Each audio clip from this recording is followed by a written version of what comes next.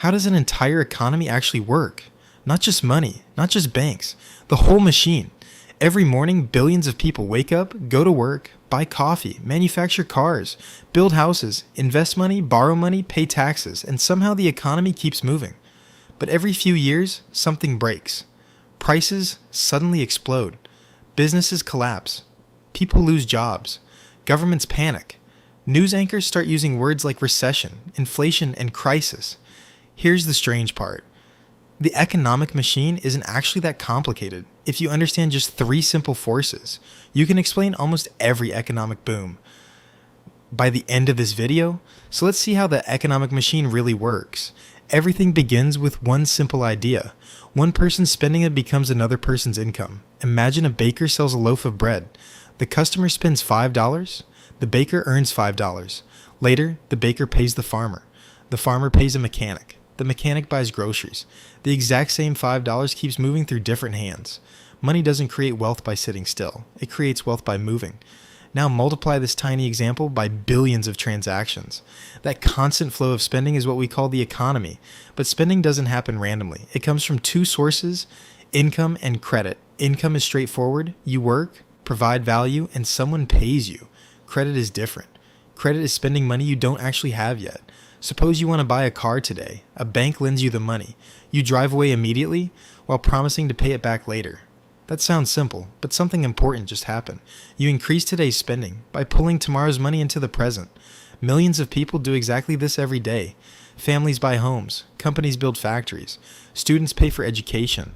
Governments build highways. Almost none of it happens using cash alone. Credit allows the economy to grow much faster than income by itself ever could. At first, this seems like magic. Businesses receive more customers. Companies hire more workers. Workers earn more income. They spend more money. Confidence grows. Everyone feels richer. This is called an economic expansion. But expansions contain the seeds of their own problems, because credit always comes with a promise. Every loan eventually has to be repaid. Imagine borrowing more every year while your income barely grows. Eventually, your monthly payments become too large. You stop buying unnecessary things. Millions of other people do the same. Businesses suddenly have fewer customers. Profits fall. Companies lay off workers. Those workers spend even less. The slowdown feeds itself. This is how a recession begins. Notice something interesting. Nothing physical disappeared. The factories are still there. The roads still exist. People still know how to do their jobs. What changed was confidence in spending. The machine slowed because fewer dollars kept moving.